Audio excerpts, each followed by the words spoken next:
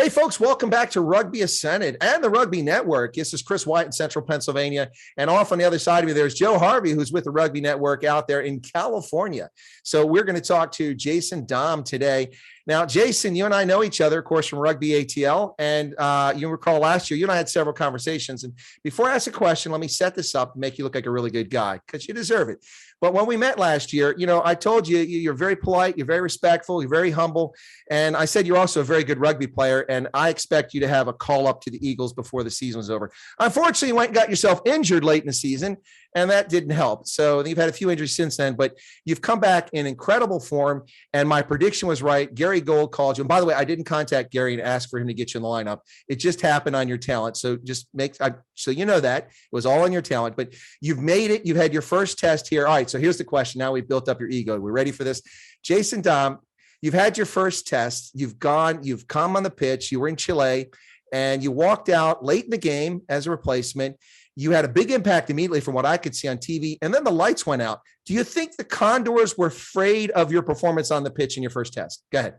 Yeah, I think they were like, "Who is this guy? We don't have on him. We gotta shut the power down and do some scouting real quick." Yeah. So okay, but seriously, your first test ever. I imagine your family and friends have got to be pretty stoked. What about yourself? Were you excited? Did you have any hesitation when you went out on the pitch, or was it like, hey, it's just a game, let's get out here? Because it's a big deal. Big deal.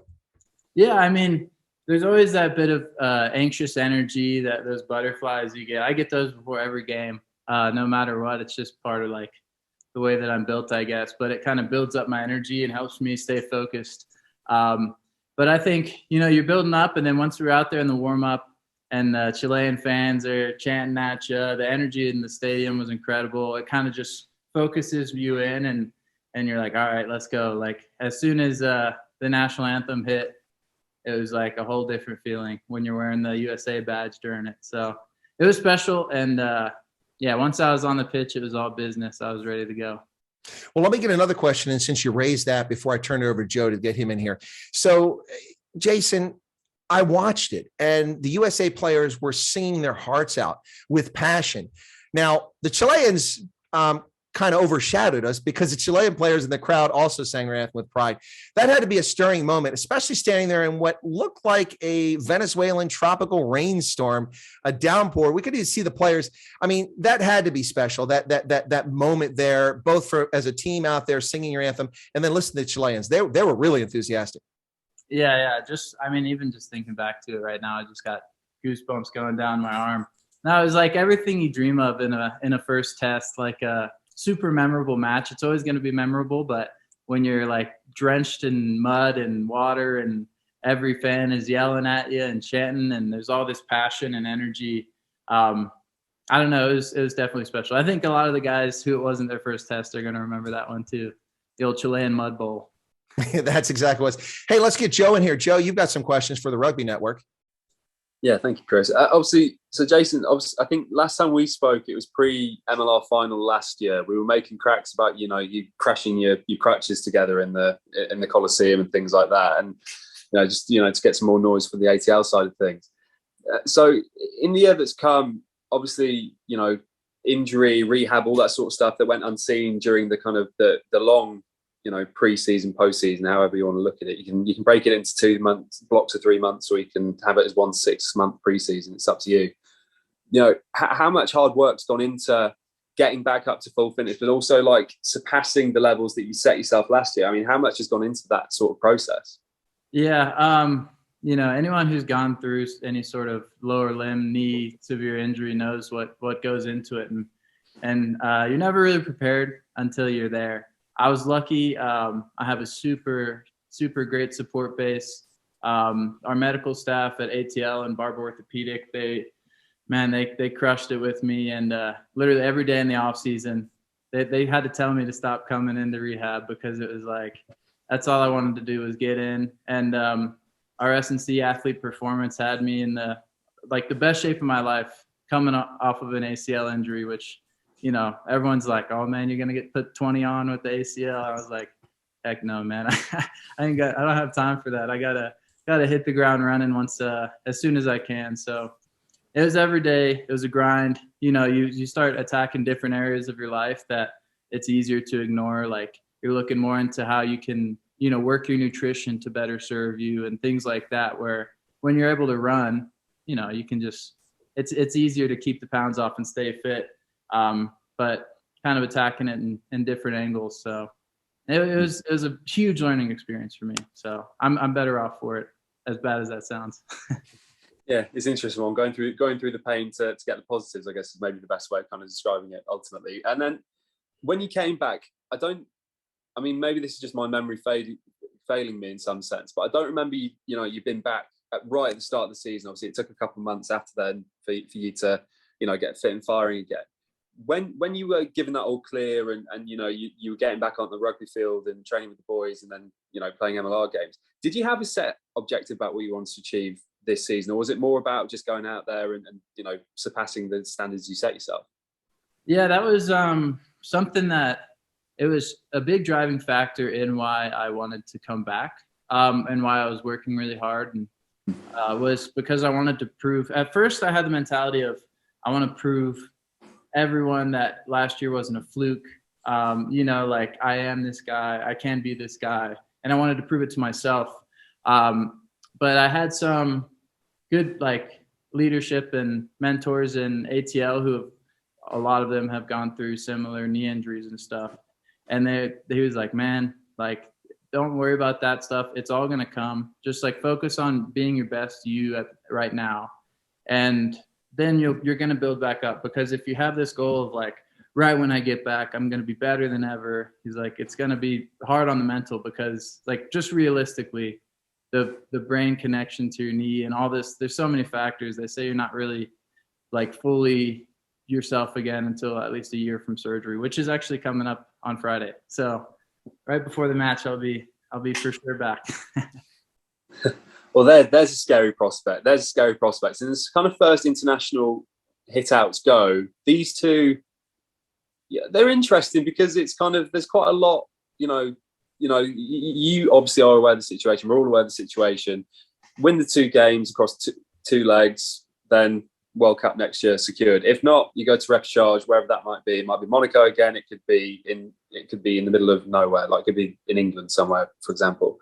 When you got the call, were you thinking to yourself, right? Because obviously you were thinking you were having time off. You probably booked a holiday. Maybe you were going to Cancun or something like that. I don't know what the plan was, but you get a call. You've instantly got to go back into game mode. What was what were you thinking when that call came through, or text or email or whatever it was?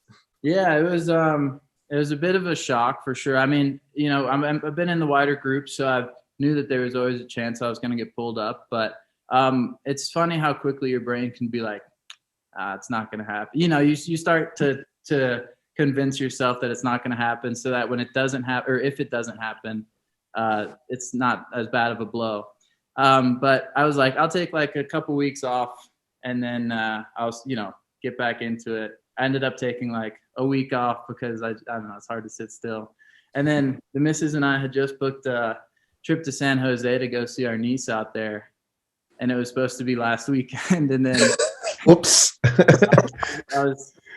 The tickets were not cheap, but we got the flight credits back for it, so it's okay. But yeah, I was up in Charlotte visiting my mom, and my friend's dad had just built a basement in his bar, so he was having a little gathering for it. And I get the call from our manager at like 10 p.m. He's like, "Can you be on a flight in Atlanta at 9 tomorrow?" And I was like, "How about 3?" Woke up as early as I could in the morning, drove back to Atlanta, packed a bag in about 40 minutes, and flew off to Houston. So it was an adventure. Goodness gracious me, Chris. All right. Yeah. So yeah, I mean, that's pretty cocky there, Jason. Maybe 3, not 9. I mean, you're waiting for that call up. No, I'm just kidding. But so the call didn't come from Gary. It came from your manager. Yeah. I think, they were already prepping and stuff for, French Barbarians. So, we got a great manager. We got a whole great support staff here and coaching staff, and do a good job of delegating things. So Oscar's on top of it, All right. Well, that doesn't diminish it at all. Then I'm just curious where the call came from. So during your injury, because it can be a dark time, What was the most difficult part of it for you? Was it knowing that you didn't get the chance to get called up? Was it the pain of dealing with the injury, the rehabilitation, frustration, concern you might not make it back? I mean, some players don't make it back, you know. So what was the most difficult part of that time for you? Probably the first 3 weeks. So the last 3 weeks of MLR season, because you're just watching your teammates play, and every single thing in your body is telling you that you want to be out there on the field with them, but you can't. Once the season was over, it's like, well, nobody is playing rugby right now, so at least, you know, we're all off. And then it's just the grind. So it gets tough because you want to move faster than your body will allow you. And I had a great medical staff that kept reminding me that it's better to be patient than to rush and re-injure. So we were patient, even as much as I was pushing, and they gave me a couple weeks here and there where they were like, all right, you're progressing a little faster, we can move things up. So they did a good job of balancing that need for me to move as fast as possible, but realistic expectations, you know. Well, you know, the last time we saw each other was at the championship game last year in Atlanta, and you were on crutches. So it's good to see you not on crutches and back on the pitch. That's really exciting stuff. But let's shift a little bit here. So this weekend, all the marbles, it's all on the table. Now, I think that most people who follow rugby are expecting the Eagles to win this game. And certainly American Eagles fans, US Eagles fans are wanting that's the case. But last year we went to Canada, and a couple new rules kind of threw us off. I talked to Gary about this, the 50-22, which he and I kind of initially liked. I think we both love it now, but neither one of us really liked that, you know, held up and then, you know, that free kick. I think that's unfair because sometimes the official can't see, and you can't see if the ball ever got on the ground. So I appreciate trying to help the defense if they clearly hold someone up. But anyway, Gary and I were kind of torn on that one, but that was a disappointing loss. Then they came back in Glendale and got it done. Then beat Uruguay, but gave up a big lead, which closed the gap, and went to Montevideo and got their head handed to them. So we've done this two in aggregate twice now, last year, once with a good result over Canada, once with a less than desirable result with Uruguay, who earned their way there. But now it's the same thing. So you just got to win since you came out one ahead. What are your thoughts about this weekend? How do you feel about this game? Are you confident? Do you think that maybe kind of like the Chileans had, you know, the monsoon effect and the magical lights going out effect? Do we have an advantage with the altitude in Colorado? Yeah, I mean, that's the tough thing with altitude, right? Is it affects both of us. So maybe if we've been training out here for a bit longer, but I think a lot of us have played in this atmosphere before, so we know what to expect. But there, you know, I think we're focusing a lot on ourselves this week. We're looking inward and trying to keep a neutral mindset, and knowing what we're capable of, and just making sure that we can achieve that. Well, it's going to be a sold-out game. There are no tickets available. I had intended to cover the game and go there, but I can't trust the airlines. I've been stranded 4 days on my last two trips by airlines canceling flights and not getting from one place to another, and I can't afford it at the time, so I'm not coming out. But I will be covering a play-by-play on the broadcast live. So best of luck this weekend. Let me see if Joe's got something else he wants to get in here before we wrap up. Yeah, I suppose, and it is very obviously tightly linked to the game at the weekend. Obviously, I think it was 100 extra ticket allocations, you know, that have gone. Obviously, there's immense interest across the board from, you know, not just people in America. It's the rugby world. Obviously, everyone knows that there's going to be a couple of Rugby World Cups coming up, you know, in the next few years. Yeah, no big deal with that. But, and then, you know, on top of that, this tournament next year in France is first and foremost in many people's minds. Do you feel like, is there a sense maybe among the group about the importance of this game, or is it just another 80 minutes playing against these blokes in red shirts? Yeah, I mean, I think everyone knows how important this game is, and we're focusing on doing everything we can to win. But the main thing is not letting the moment get to us, right? So like keeping that neutral mind, knowing that if something goes wrong, it's rugby. Things go wrong all the time. So like staying on top of it. I think that first test was actually a great example of, you know, things are going to go wrong. And we showed a lot of grit and a lot of heart to stay in and stay on top of things and not let the moment get away from us. So I think having that home crowd here is going to help us a lot. The sold-out stadium in Glendale is going to be awesome. So as long as the boys stay focused, we go out there, do our job. Fans give us all the energy they have, and we'll hopefully, well, we will give them the product on the field that they want to see. Brilliant. Yeah, verbiage is important, All right, so let me offer this up to you here. This is to help motivate the team a little bit more, okay? I interviewed a Chilean rugby fan who was at the game, all right? And we talked this week as we did a little wrap up of this past weekend's international tests and the qualifiers, because Namibia is qualified now too. Congratulations to the Velviches, their 7th consecutive appearance in the World Cup. So the Chilean rugby fan said to me, he said, you know, Los Condoros were hungry. They wanted more than the American boys. So there's a little motivation for the Eagles there to prove them the wrong. So what do you think about that, Jason? Any responses to that? Yeah, I mean, they bring passion, but I think if they think that we're not going to bring even more, then they're underestimating us. I think people are going to think that we're going to underestimate Chile, but I don't know. Maybe the way they're acting with us in the airport, they might have been overlooking us a little bit. Okay, well, I was in the airport, so I'll take your word for that, Jason. But ladies and gentlemen, Jason Damm interviewing here with Joe Harvey from the Rugby Network. This is Chris Wyatt in Central Pennsylvania. Jason, you know, I'm not in your family, but I've got to be one of those people that's incredibly excited for you to see you call up for the Eagles and also have another great season with Rugby ATL, and looking forward to you in the Rugby World Cup next year in France. So best of luck this weekend. Thank you so much for your time, and go Eagles. Yeah, thank you so much. I appreciate y'all interviewing me. Feels special.